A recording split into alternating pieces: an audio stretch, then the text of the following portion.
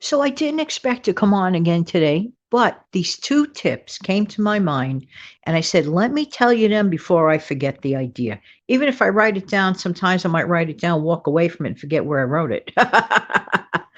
But there are times, sometimes when people are hand washing their clothes because they have to hand wash their clothes for whatever the reason. I wouldn't know the reason, but maybe they don't have a washing machine available or whatever.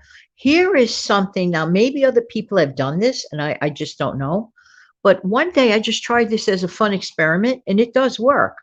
Take a simple, if you're hand washing clothes and you wring them to your best of your ability, but you want to make it dry even faster, this is so simple, it is a joke.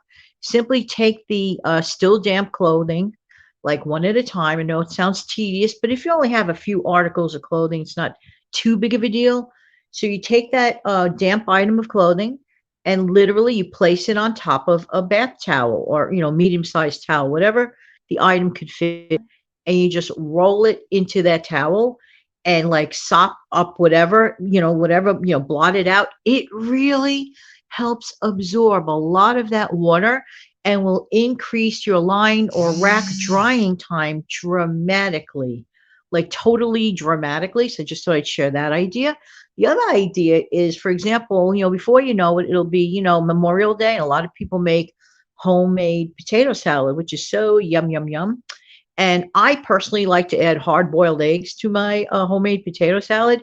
But I discovered a time saving trick, and it's not a big deal. So when you're boiling up your potatoes, there's no reason on God's green earth why you can't enter at the same time your eggs to be boiling at the same time. So you're boiling your hard boiled eggs at the same time that you're boiling your potatoes. There you go. Just start like sharing the water, that type of thing. It saves time, effort, and energy. Same pot.